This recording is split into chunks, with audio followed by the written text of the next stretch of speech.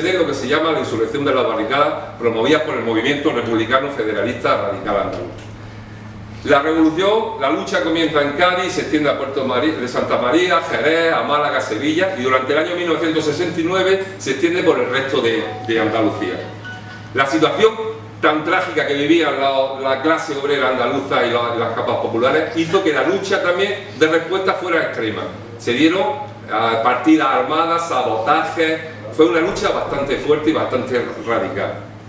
Entre las partidas, gente que destaca en las partidas armadas, os digo dos nombres, nada más no voy a entrar en eso, pero que si tenéis ocasión y no lo conocéis, los que no los conozcáis, os habléis, interesaros por conocer la vida, por ejemplo, de Fermín Salvoechea o de Paula Angulo. Sobre todo Fermín Salvoechea fue un personaje de verdad curioso, un personaje que yo creo que tenía que estar en un pedestal, y de hecho llegó incluso después de estar luchando con las armas, además llegó a ser alcalde de Cádiz, un personaje, lo dejo ahí, pero bueno. El poder central, como ha pasado siempre con Andalucía, cuando se levanta Andalucía, responde cuando no hay otras armas, responde con la represión, y eso dio lugar pues a una caza de los revolucionarios que se movieron, y hubo más de 3.000 personas fusiladas y muertas por la represión, y miles de represaliados. Yo la verdad no he podido saber si la fecha del 4 de diciembre de 1977, si alguno lo sabía, ahora lo comentáis, os lo decía ahora mismo, si realmente la manifestación del 4 de diciembre del 77 se hace ese 4 de diciembre porque es el recuerdo de cuando se inicia la insurrección de las barricadas. No lo sé, pero es algo que también podríamos estudiarlo más adelante, ¿no? No hablo también de otros antecedentes que hay, como la Constitución de Antequera de 1883, que también es muy importante porque es el primer texto constitucional que se da, un proyecto de Constitución andaluza muy importante que hace unos días lo celebramos. Todos estos antecedentes históricos es lo que da lugar a lo que se llama el andalucismo histórico. Ya entramos en la primera parte del siglo XX, en el primer tercio, en el que Blas Infante sobre todo, pero también otros intelectuales y demás, recogen toda esa lucha del siglo XIX y le dan un cuerpo intelectual y demás, y es lo que llamamos el andalucismo histórico. Recordaros también, por si alguna no lo sabéis, que muchas veces no sabéis, que Andalucía llegó a tener un estatuto de autonomía a punto de aprobarse antes de la guerra civil. Es decir, hubo un estatuto de autonomía que estaba estudiado, que estaba ya un proyecto, que estaba a punto y que no se llevó a cabo pues por el golpe fascista de 1936.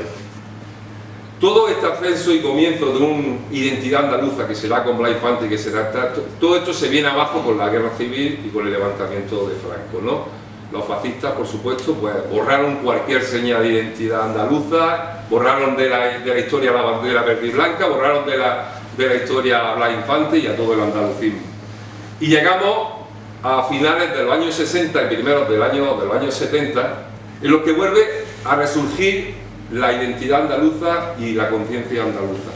¿Debido a qué? Pues a distintas razones. Una, por ejemplo, el exilio económico. El exilio económico, ya sabéis que hubo millones, hablamos de millones de andaluces y andaluzas que tuvieron que salir de su tierra en los años 50, 60, 70. A Cataluña, al País Vasco, a Madrid, a Suiza, a Alemania, a miles de sitios. Esto es una durísima, también el compañero estuvo allí, una durísima experiencia como pueblo, que hizo también que alguna gente tomara conciencia de por qué nosotros teníamos que salir de nuestra tierra. Igual que va a pasar y está pasando ahora con mucha gente joven que está saliendo de nuestra tierra.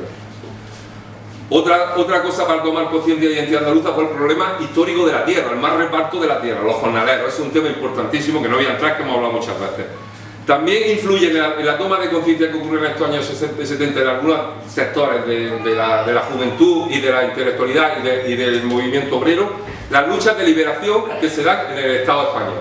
Fundamentalmente Cataluña y fundamentalmente Euskadi. En Euskadi se da un cambio respecto a lo que era el nacionalismo vasco. El nacionalismo vasco hasta entonces era un nacionalismo, llamamos burgués, en el que ya sabéis, Sabino Arana y compañía y demás, pero comienza a haber jóvenes, que es el nacimiento de ETA y toda esta historia y todos los movimientos que se dan en el País Vasco, que ya hablan no solamente de nacionalismo y de liberación nacional, sino uniéndolo a la revolución proletaria, a la lucha socialista. Es decir, hablamos ya de liberación nacional y liberación social. Eso, sobre todo el tema y las luchas que se dieron en Euskadi y Cataluña, que en Andalucía también, pues, en esos momentos hace que la gente vea con optimismo también las luchas nacionales de esos pueblos, y también en doble sentido, una diciendo nosotros porque los andaluces también tenemos que luchar por lo nuestro, y otra en sentido más reactivo, pero que también levantan conciencia, que es decir, bueno, los catalanes, los vascos tienen la industria, lo tienen todo, y encima son los que más lucha traen, nosotros nos vamos a quedar atrás, y eso también hace que alguna gente tome conciencia. Al igual que las luchas nacionales del tercer mundo. En los años 60 y 70 y 50 ya sabéis que serán luchas importantísimas contra el imperialismo y contra el colonialismo.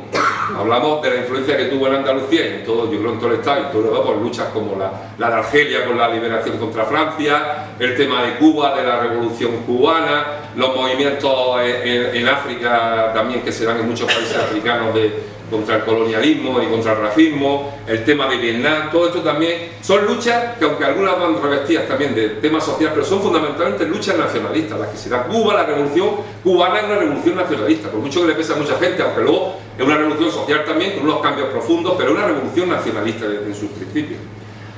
Y luego también, en esa toma de conciencia inicial de Andalucía, influye también la cultura, sobre todo el tema de la música. En aquellos años finales 60 y 70, el tema musical aparecen cantantes, pues tipo cantautores como Carlos Cano, que tuvo un peso enorme también en levantar mucha conciencia andaluza, grupos como Calicanto, los primeros años de Hacha y muchos otros grupos de este tipo, ¿no? El flamenco también empieza a tomar letras obreras, letras radicales también, y luego ya lo que conocéis más del rock andaluz y todas estas historias, ¿no? Todo ello hace que se vaya desarrollando en estos años una conciencia sobre la dependencia económica de Andalucía, y así como una incipiente autoconciencia de la identidad andaluza. También recordar que influye, es que estamos hablando en el año 77, cuando vamos a hablar de la manifestación del 77, estamos en una gran crisis económica. Es decir, la crisis, acordaron, la crisis del petróleo, que comienza más o menos en 1973, y en el 77 estamos también inmersos en una crisis económica muy importante, que eso también ayuda a levantar la conciencia.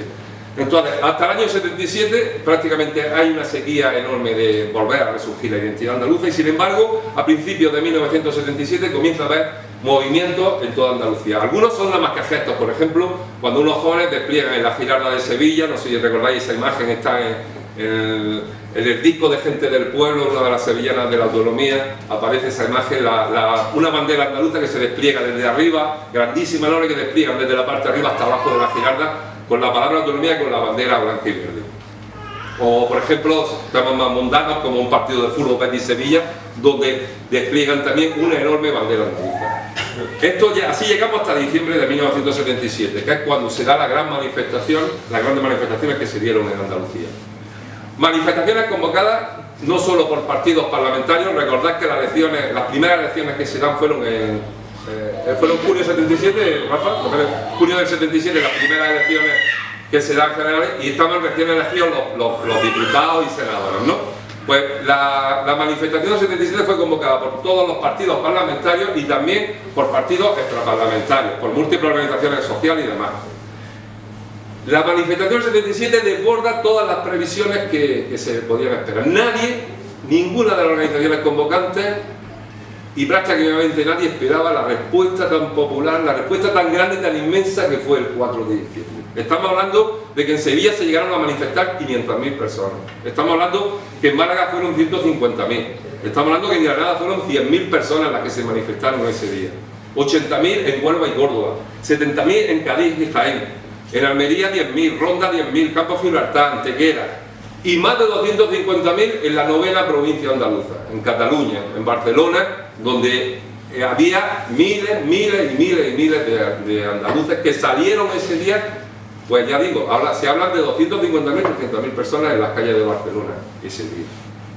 Todas ellas iban, todo el mundo prácticamente con banderas andaluzas, solamente banderas andaluzas, verde, blanca y verde, y con exigencias muy concretas. Se hablaba de trabajo, igual que ahora prácticamente la situación de paro era enorme, de industrialización que no había en Andalucía, de que el capital andaluz no se fuera a otras zonas del Estado, contra los abusos municipales y demás. Y luego una reivindicación ya más general, que era la que hablaba de autonomía. Yo creo que realmente nadie sabíamos lo que era la autonomía. Salimos a la calle sabiendo que Andalucía necesitaba conquistar cosas y tener más poder, porque la necesitábamos, pero no sabíamos, entonces ni nadie sabía ni lo que era autonomía, ni lo que era federalismo, ni lo que era independencia, ni lo que... Sale la gente con un deseo y uniendo esas dos cosas. Por eso una lucha tan importante, porque se unieron una cuestión nacionalista, de defensa de Andalucía y de mayores competencias para Andalucía, unida a una lucha social.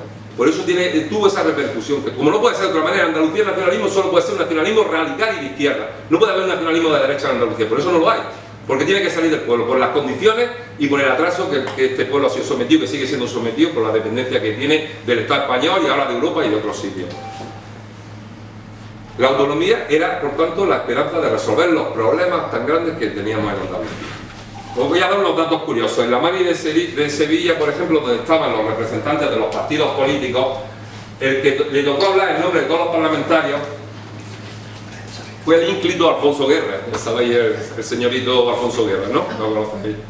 Este hombre empezó el discurso y tuvo que pararlo porque la inmensa mayoría de manifestantes le obligó a que el discurso lo parara y hablara en andaluz, porque el señorito empezó a hablar con su S, con la S, como si estuviéramos tal y no hablando como tenemos que hablar andaluza, que es como hablamos, cada uno como habla, ¿no? Pues tuvo que parar y volver y empezar el discurso hablando como hablamos, como hay que hablar, como hablamos los andaluces, ¿no? Y los andaluces. En todas las manifestaciones solo hubo bandera andaluza, y eso además quedó claro desde el principio todos los convocantes, que solo podía haber bandera andaluza y ninguna española. Ese fue el motivo para que, por ejemplo, pues Alianza Popular, que era, ya lo sabéis, el antecesor de lo que hoy es el Partido Popular, pues no participara en las manifestaciones, y que incluso organizaciones fascistas como Fuerza Nueva, Falange y demás consideraron la manifestación como una manifestación separatista, independentista y demás, ¿no? En Barcelona fueron 250.000, 300.000 personas, convocadas por todas las asociaciones andaluzas, absolutamente todas las asociaciones andaluzas, que son muchas que había en Cataluña en esos momentos. Salió desde la Plaza de Cataluña, recorrió todas las ramblas repletas de gente y terminó en la Plaza San Jaume, que es donde está hoy la Generalitat. La manifestación se convocó exactamente como Día Nacional del País Andaluz. No faltaron ese día provocaciones de todo tipo. Provocaciones de todo tipo, como la presencia de manifestantes fascistas con la bandera española, sabiendo que la gente no